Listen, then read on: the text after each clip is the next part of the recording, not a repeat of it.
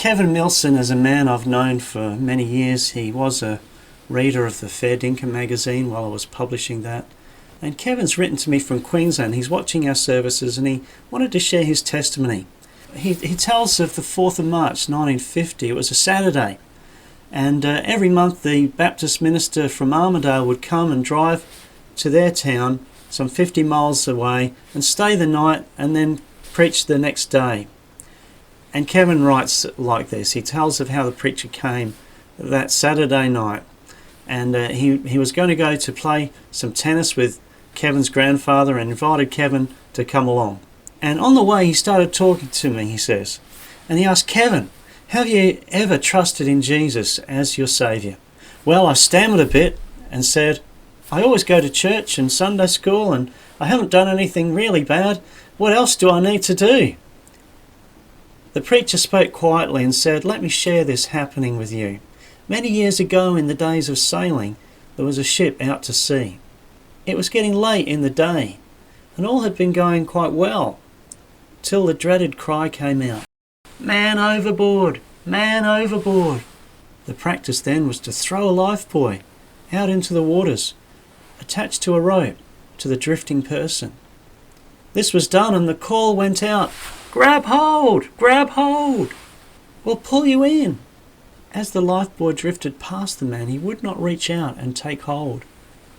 The exasperated sailors continued to call, 'Grab hold!'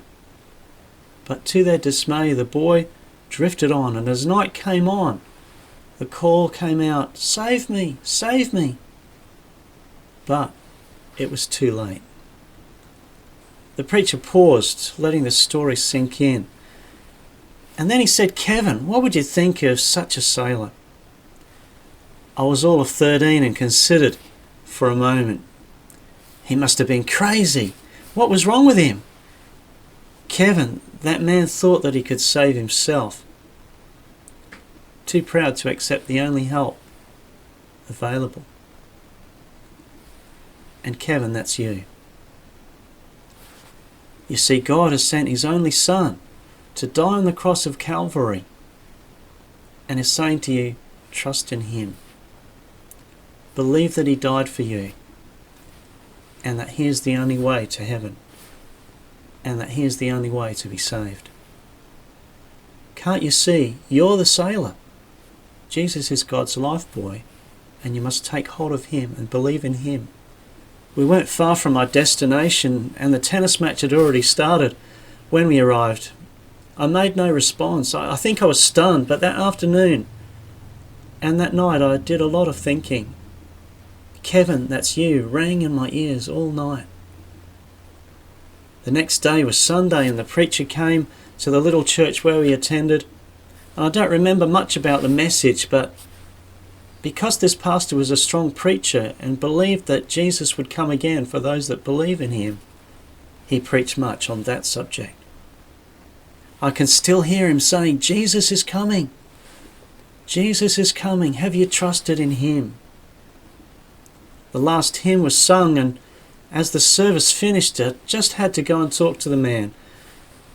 To cut a long story short, that afternoon, I asked Jesus to be my Saviour, to be my lifebuoy, and to forgive me of my wicked sin.